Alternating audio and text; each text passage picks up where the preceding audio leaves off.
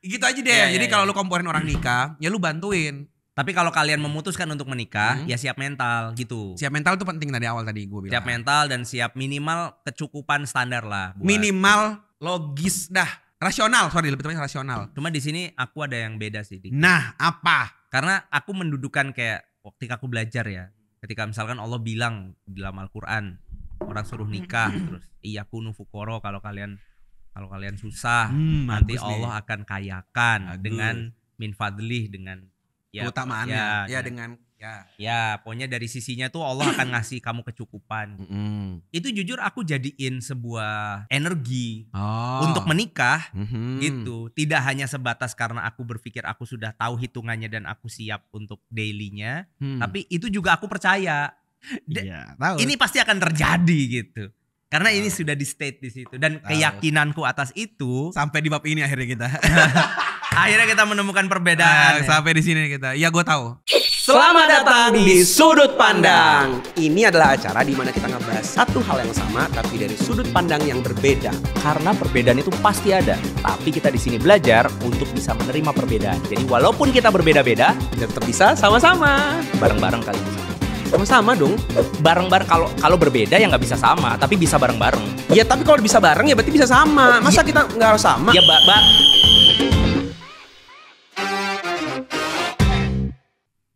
Wah, tak terasa sudah. Ini episode keberapa ya kita ya? Selamat datang di Wonderful.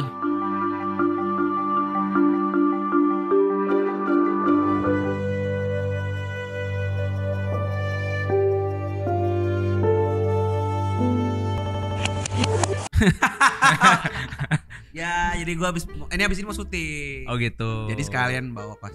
Cuman rompinya aja, rompi. Gitu. Coba bisa nggak kamu wawancara pakai gaya wonderful? Untuk apa Anda menggunakan baju bertuliskan sabar? Karena sabar itu adalah bagian dari cara kita meminta kepada Allah. Ista'inu was-sabri was-salah. Haruskah pakai baju bertuliskan sabar? Lebih ingat aja. Berarti kalau baju bertuliskan sabar ada tulisan sabarnya, kalau baju takwa ada takwanya nggak? Takwa.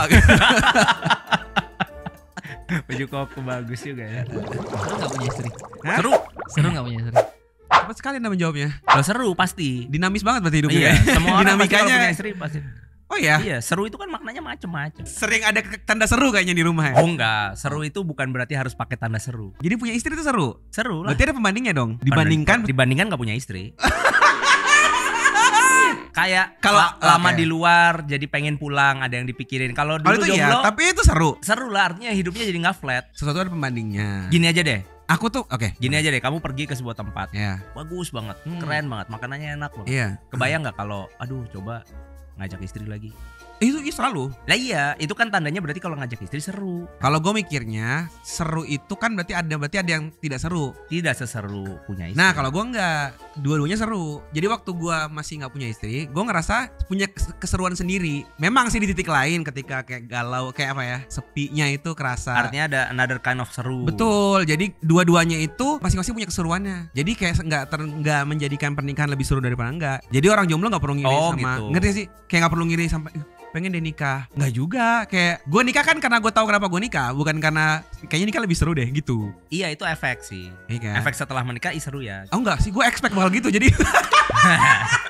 gue kan mau nikah nih, gue udah expect nikah bakal kurang lebih bakal gini nih. Oh, kamu bisa membayangkan itu sebelum menikah? Iya, makanya gue. Dan terjadi setelah menikah sesuai dengan ekspektasi? Tentu secara in detail enggak. Tapi ketika terjadi kan kaget. Gue udah mengira ini akan terjadi, tapi gue cuma lebih ke gue gak nyangka detailnya bakal segini nih. Misalkan nih sering lah liat memes istri ngambek misalkan. Oh, gue pasti udah expect dia bakal ngambek. Apalagi nasihat dari Anda dulu. Kamu lihat apa yang terjadi di sebelum pernikahan. Nah istri akan berapa kali lipat kan kata Anda. Nasihatnya kan gitu dulu. Iya memang jadi, gitu. Gue udah naruh ekspektasi itu. Itu nasihat untuk orang mau cari istri. Betul. Aku bilang nyari istri itu jangan cuma nyari baiknya. Karena baiknya pasti akan kita terima. Tapi jeleknya belum tentu kita terima. Maka coba cari tahu jeleknya, biar nanti pas nikah kita udah tahu. Oh iya memang gue tahu dia begini. Menarik. Ya jadi kurang lebih gue udah expect. Oh common tidak berarti semua perempuan gitu, tapi commonnya dari memes-memesnya perempuan bakal kayak gini. Dan itu bedanya pacaran sama ta'aruf menurutku. Kenapa tuh? Pacaran tuh lebih cenderung untuk melihatkan sisi baik. Kalau ta'aruf justru kalau aku ta'aruf aku kan cari ini kurangnya apa ya. Karena kita bakal lama sama dia gitu. Karena bukan berarti terus ada red flagnya nggak jadi nikah. Semua pasangan, semua calon pasti ada red flagnya, ada kurangnya maksudnya. Red flag itu kan lebih ke yang nggak tertoleransi ya, tapi ada kurangnya. Nah, kurang itu harus masuk, dan karena bisa jadi kurang dari satu orang itu berat banget mungkin buat kamu, tapi kurang di orang yang sama dengan masalah yang sama itu itu biasa aja buat aku. Oh iya, itu setuju. Maksudnya berarti lo harus tahu lu tuh nggak bisa tolerir dengan hal seperti apa, gitu kan? Dan cari itu di perempuan. Kira-kira dia punya red flag, punya yang lu red flagin nggak gitu ya? Oke, jadi sekitar 25 sampai 29% kasus perceraian itu gara-gara masalah ekonomi. Tapi aku mau dudukan dulu ya. Jadi masalah ekonomi itu tidak hanya masalah kurang uang.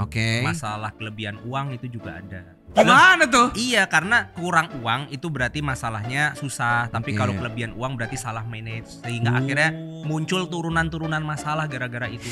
Misalkan nih contohnya nih, mentang-mentang uang banyak, yaudah rumah kasih internet 500 Mbps, terus setiap kamar kasih plasma, TV, LED ya, kasih kesenangan, ada ini, akhirnya malah sibuk sendiri-sendiri nggak ngobrol. Malah punya kan uang segitu ternyata punya bisnis banyak. Iya, karena sibuk akhirnya renggang. Dampaknya tuh bisa kemana-mana. Waktu itu aku kakakku punya ART, itu dikeluarin gara-gara suka terlalu lama kalau nelpon. Jadi kalau nelpon bisa 1,5 jam. Buset, itu bener ngobrolin keluarganya, tetangganya, ludes semua lah satu kampung pokoknya diobrolin. Iya, dan dia happy banget. Sementara aku ngelihat banyak orang yang punya, mungkin di meja makan aja dia bingung ngobrol sama anaknya apa, masternya apa gitu. Jadi itu juga masalah loh, jangan salah. Ada duit bukan masalah selesai. Berarti sebenarnya tadi hasil survei itu karena kayaknya dia lebih menyorot untuk yang kurang uang deh. Iya, karena gini, misalkan dia bilang karena perceraian, karena apa, perselingkuhan. Padahal kan bisa aja perselingkuhan karena ekonomi, gitu kan bisa ya. Jadi itu semua dia bilang beririsan. ekonomi, padahal ekonomi bisa berdampak pada tadi kerenggangan hubungan, nggak cocok aja, cekcok. Iya. Jadi sebenarnya tadi melebur aja sih. Dan itu kan faktor fisik ya, artinya faktor terlihat. dunia. Oh, yang dunia. Artinya kita ngelihat pernikahan sebagai sebuah apa sih? Kalau menurut kamu pernikahan itu apa sih? Alat untuk mencapai tujuan. Apa tujuannya? Iya, pernikahan. Kamu nikah kan karena ada tujuan. Tujuannya apa? Apa yang tidak bisa dicapai kecuali dengan menikah? Apa yang tidak bisa dicapai kecuali dengan menikah? Ketenangan dalam berproses. Aku butuh itu. Ketenangan dalam berproses. Jadi gini, sebenarnya tanpa pernikahan aku bisa mencapai surga misalkan, kalaupun tujuan surga misalkan, atau mungkin kalau di dunia ya berarti aku bisa misalkan nih ngurusin dakwah. Maksudnya surga kan terserah mati ya. Maksudnya di dunianya kan ada beberapa plan-plan tuh dakwah bakal gini. Itu sebenarnya tanpa menikah pun bisa, bukan mungkin lebih cepat. Tapi di tengah jalan tuh ada kayak kebutuhan biologis kan juga ada di situ. Terus juga ada beberapa hal yang memang nggak bisa dicapai kalau bukan dengan pernikahan. Partner. Nah, partner itu yang itu nggak bisa digantikan dengan sahabat gitu kan. Dari titik itu aku butuh partner. Nah, karena yang syar'i adalah nikah. Kalau legal mah legal aja kan. Ya udah akhirnya nikah gitu. Nah, di titik itu berarti ada juga problematika seharusnya orang pisah karena tujuannya sudah kayak ini nggak bisa kita ke surga. Bisa, betul. Gitu. Dia, makanya aku bilang perceraian tuh nggak cuma terjadi sama orang yang, makanya nggak ada kaitannya. Nggak semata-mata nggak punya agama, atau nggak taat agama gitu. Iya, maksudnya ada juga kasus perceraian yang muncul bukan karena masalah, tapi karena tidak sejalannya mereka untuk mencapai tujuan tertentu. Betul, setuju. Itu juga butuh. Itu berarti yang jadi red flag dalam pernikahan kan? Iya, kayak buat apa lagi nikah kalau kita udah nggak bisa kesana lagi gitu. Betul. Iya. Setuju. Menurut kalian ini buat Gen Z ini penting nikah dulu atau mapan dulu? Soalnya aku juga bingung nih. Kadang aku lihat temanku kan nggak kerja apa-apa, lah tahu-tahu tiba nikah, kok bisa gitu loh? Ya, emang bisa lah, kalau bisanya bisa karena syarat nikah kan nggak ada mapan. Iya. Secara fikih kan. Karena nikah apa mahar? Ya ada yang mau, ada yang mau. Iya. Lawan jenis. Ya, maksudnya ada pasangannya, ada calonnya, terus. Dan pastikan tadi lawan jenis ya. Jadi yang kedua apa? Saksi, wali, akad, mahar. Ya udah. Jadi kalau ngomong bisa itu possible terjadi. Tiba-tiba lu keluar nih mau beli gorengan, bilangnya balik-balik udah nikah, bisa. Oh, bisa. Bisa kalau mau mah. Kalau nikahnya sehari. Kalau nikahnya sehari. Itu kan kayak tadi beli mobil. Bab pembahasan kita sebelumnya. Apa tuh? Beli mobil kan bisa mah bisa. Mikir nggak setelahnya? Oh ya. Iya kan, poinnya kan itu kan. Nah pertanyaannya kan seberapa harus dipikir? Karena ini kan sebuah range pemikiran yang bisa sangat strict banget sampai akhirnya, waduh ini mah nggak mungkin nikah gua gitu. Atau ya ada area ya kalau urusan itu mah bismillah nanti aja deh gitu. Kalau gua menilainya ya, itu tuh nggak bisa kalau lu mikir ujungnya. Karena nikah kan sampai mati ya. Iya benar. Cuma Iya kan? apa yang harus disiap, makanya kan menurut aku persiapan sekencang apapun tetap ada hal-hal yang akan datang di luar persiapan kita besok pas nikah. Betul. Kan? Jadi kayaknya yang aku mikir waktu itu ya, kesiapan aku akan menjalani ini sampai mati. Itu tuh yang dibayangin. Artinya gini, misalkan aku harus nyari nafkah. Ya. Berarti nafkah ini nggak akan sebulan 2 bulan nih. Ya. Yang sampai mati. Terus aku akan mikir kalau dia beranak pinak nih dia. Ya. Ya kan berarti kan harus ada double lagi. Terus kemudian bertumbuh itu kan saling belajar ya. Nah itu siap nggak aku belajar setiap hari? Mapan dulu apa ini gue? Lu sih mapan dulu. Tapi mapannya itu batasannya apa gitu loh. Berarti kamu memandang bahwa kesiapan mental tadi itu mapan?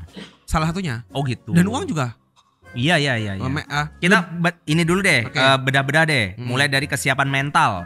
Aku sepakat Iya. tadi, kita sama, kita team up. Bahwa kesiapan mental itu lebih kepada, ini kalau aku laki-laki ya. Oke. Kalau kalian laki-laki, kalian tuh siap gak sih nanggung hidup orang? Iya. Bukan harus ada uangnya loh. Bukan. Tapi siap tanggung jawabnya atau enggak. Iya. Karena yang penting bukan uangnya ada atau enggak, tapi Betul. siap atau enggak. Bahasa sederhananya bayangin aja lu adalah semua kesalahan dari hidupnya.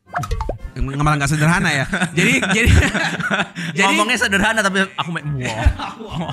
Aduh. Jadi gini deh, pokoknya apapun yang terjadi dia, itu lu gara-garanya. Itu bisa nggak di kepala gue sih gitu. Kalau aku bukan gara-garanya ya. Apa? Tapi lu solusinya.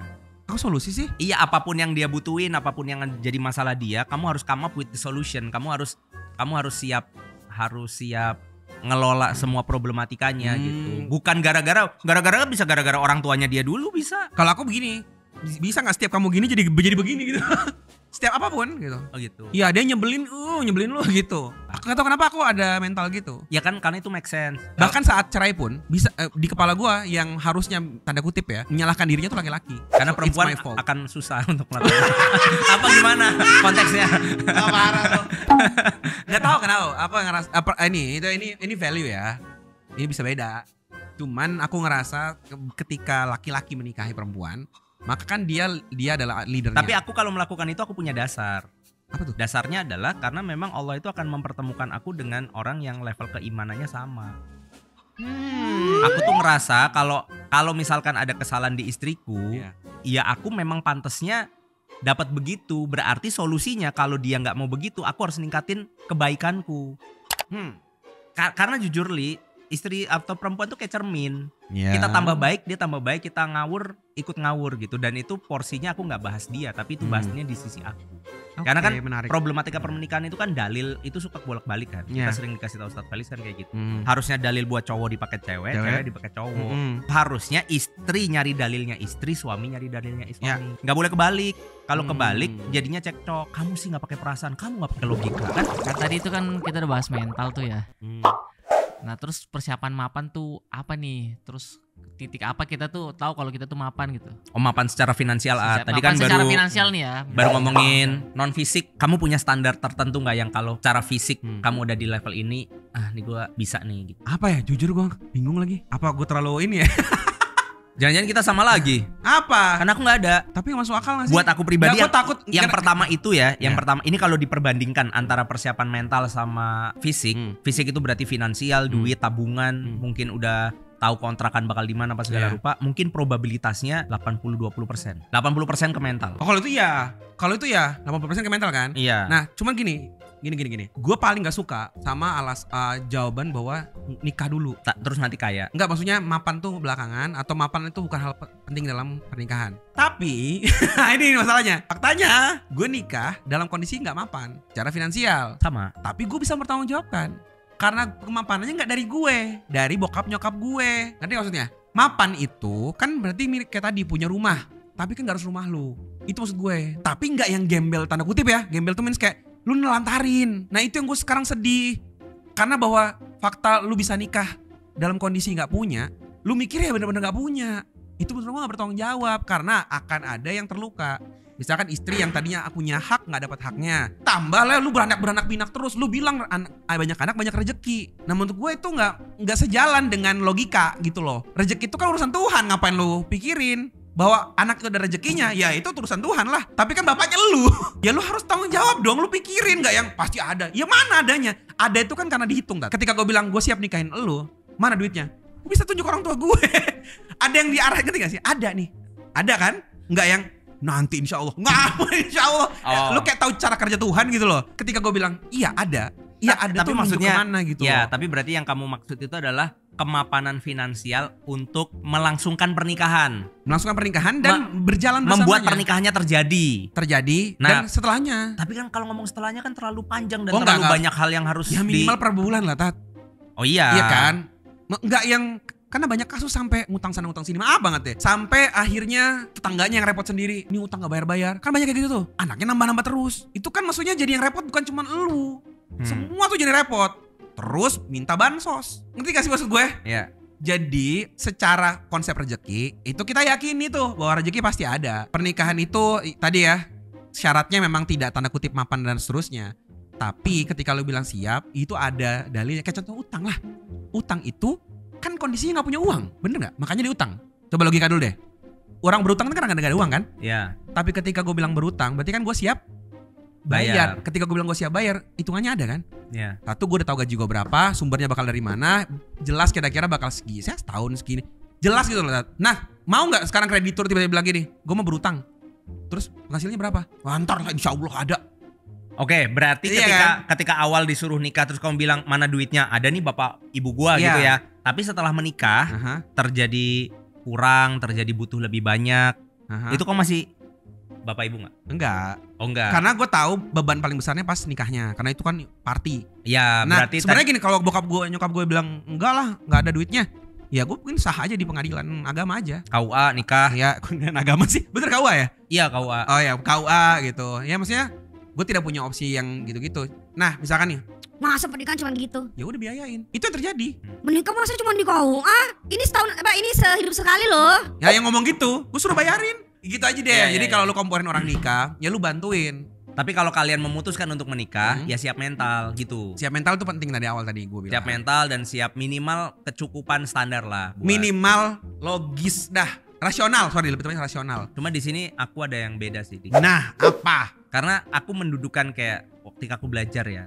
Ketika misalkan Allah bilang di dalam Al-Qur'an orang suruh nikah terus iyakunu fuqara kalau kalian susah nanti bagus nih. Allah akan kayakan Bagus. dengan min fadlih dengan Keutamaannya. Ya, dengan ya. ya pokoknya dari sisinya tuh Allah akan ngasih kamu kecukupan. Itu jujur aku jadiin sebuah energi Oh. untuk menikah Mhm. gitu. Tidak hanya sebatas karena aku berpikir aku sudah tahu hitungannya dan aku siap untuk dailynya, tapi itu juga aku percaya Iya, tahu. ini pasti akan terjadi gitu. Karena ini sudah di state di situ dan Tahu. keyakinanku atas itu sampai di bab ini akhirnya kita. akhirnya kita menemukan perbedaan. ya. Sampai di sini kita. Iya, gue tahu. Iya, aku tuh nganggap itu tuh sayang banget kalau nggak dikasih energi buat cuma memang dalam tanda kutip itu buat aku. Itu bukan buat istriku Oke. even. Maksudnya aku cuma mau bilang aku woi Wimar, Allah akan kayakan kamu. Iya. Tapi ini bukan tameng kamu untuk hidup susah sama istrimu. Iya. Justru kamu harus yakin bahwa ini memang benar-benar akan terjadi dan terjadi. Maksudnya gimana ya? Dulu aku Oke. nikah, Oke. ada hal-hal yang ya walaupun tadi aku bilang misalkan ngomongin mobil, Mm-mm. mobil pertama di rumah tanggaku itu bukan dari aku, dari bapakku. Nah, kita selalu berbeda masalah takdir nih.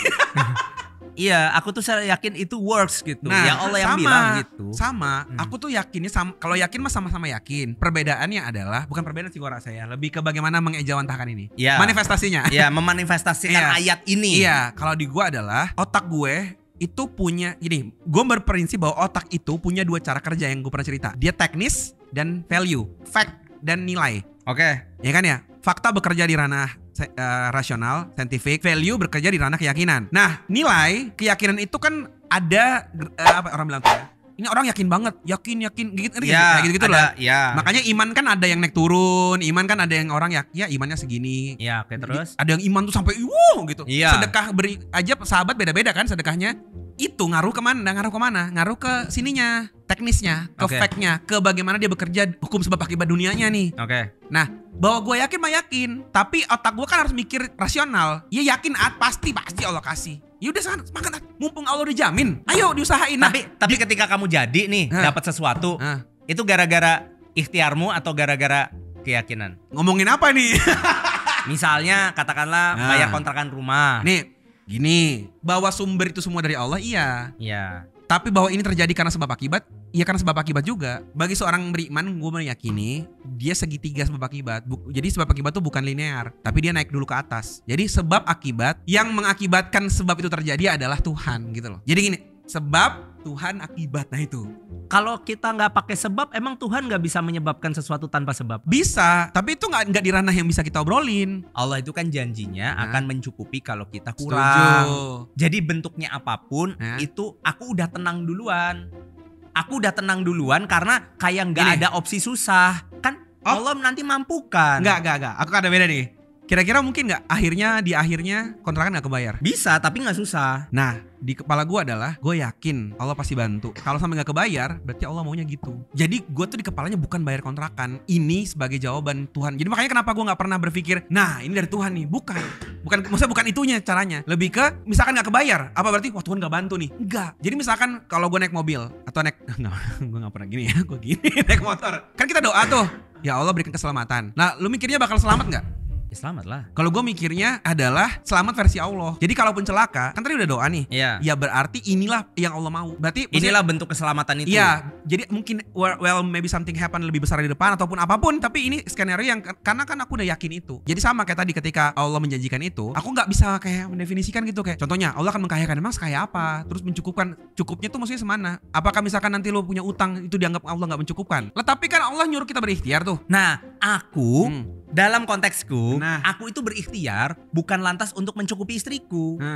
Allah nyuruh aku ikhtiar, Oh, gitu. Di situ perbedaannya. Iya, jadi aku itu tidak mendudukan diri. Jadi misalnya gini nih, gampangnya nih bawa duit 5 juta nih sehari nih, udah dapat kemana-mana udah ada 5 juta. Terus aku bilang sama istriku nih, gua nih dapet nih. Nggak ada even rasa apapun tentang itu. Aku itu bener-bener nyari, ya udah, alhamdulillah ada. Hey udah makan. Jadi dapat banyak, aku nggak ngerasa bisa sombong. Dapat sedikit, tenang aja. Perbedaan kita berdua nih, perbedaannya adalah di aku, kamu itu keyakinan sama teknis itu kamu pisahin banget. Enggak. Tadi tuh loh yang ada arah teknis sama value keyakinan. Itu saling mendukung, bukan paham. Tapi gini, aku menjadi semakin yakin dengan keyakinanku karena aku berbuat sesuatu. Iya cuma. Dan aku menjadi semakin yakin berbuat sesuatu karena aku tahu backinganku siapa. Kalau aku, jadi itu bareng gitu loh. Iya, cuma kalau aku keyakinan itu sendiri adalah salah satu dari cara yang aku lakukan. Gak bisa dong. Iya, ya aku mau kayak gitu. Ya kalau bisa berarti aku gak ngapa-ngapain pun harusnya jadi. Enggak, itu gak kayak gitu cara mainnya. Enggak, gimana tuh artinya caranya? Secara teknis aku melakukan sesuatu itu karena aku ada keyakinan di situ. Yang keyakinan itu adalah caraku juga untuk melakukan itu. Berarti benar kayak aku bilang tadi. Karena ketika kita jalanin sesuatu, itu kita tuh ada kayak jutaan opsi yang nggak bisa kita ikhtiarin, yaitu ranah tools keyakinan gitu. Dan makanya ya keyakinan itu di tanda kutip ya diyakini lalu diterjemahkan dalam perbuatan. Lah makanya tanda kutip sayang sama Allah aja ada wujud ikhtiarnya sholat. Emang Tuhan butuh sholat? Itu kan cuma biar tanda kutip biar manusia bisa membahasakan dia sudah sadar dia sudah doa hari itu atau sudah sholat hari itu. Apa yang butuh sholat? Apa yang butuh sholat? Manusia. Emang untuk tanda kutip sayang sama Allah perlu sholat? Perlu. Kenapa? Lah itu kan media kita komunikasi. Jadi itu bahasa tanda kutip bahasa manusia. Tuhan sebenarnya nggak butuh kan? Makanya malaikat mungkin tumbuhan punya cara sholat sendiri-sendiri atau mungkin cara ibadah sendiri-sendiri kan? Nah manusia nggak bertiup menyembahnya kayak gitu. Kayak ada sesuatu yang memang gerakan. Kamu ngapain barusan? Manusia punya cara kerjanya sendiri sehingga kalau mau tahu kamu sudah beribadah kepadaku, ada sesuatu yang secara physically dilakukan. Nggak cuma bilang sayang, nggak cuma dalam hati, ini ada bentuknya, wujudnya. Makanya iman tuh kan nggak cuma di hati tapi di perbuatan kan. Supaya logically lu pikir kayak gue udah sholat sih gitu. Tapi banyak orang sholat tapi masih nggak ngerasa sayang sama Allah. Itu hal yang lain lagi. Itu kayak orang bekerja tapi nggak yakin mau rezeki dari Allah. Karena sholatnya nggak dilakukan dengan energi keyakinan yang benar. Lah betul, makanya saling mengaitkan. Aku bilang tadi bukan dipisahin. Artinya sholat sendiri dalam tanda kutip ya tidak akan sampai pada level yang diharapkan ketika tidak dilakukan dengan tools yang namanya keyakinan. Setuju. Sehingga keyakinan itu bukan hanya dipercaya, betul, tetapi menopang perbuatan kan? Iya, dia mengenergize. Setuju, makanya aku happy banget di pekerjaan aku karena aku tahu Tuhan backing anakku gitu loh. Itu kayak semacam antum punya inilah orang dalam, misalkan Pak Jokowi nih, udah gak berjabat sih. Ya anaknya lah ya. Misalkan bilang nih, Yakin antum? misalkan dia bilang, udah Wim, sono ke sono antar aman lah lu. Ini karena yakin bahwa backingannya kan. Karena kayak tadi bapak bilang udah aman. Nah karena Tuhan ini bukan manusia bahkan jauh kan lebih besar. Gue yakin banget itu loh PD-nya itu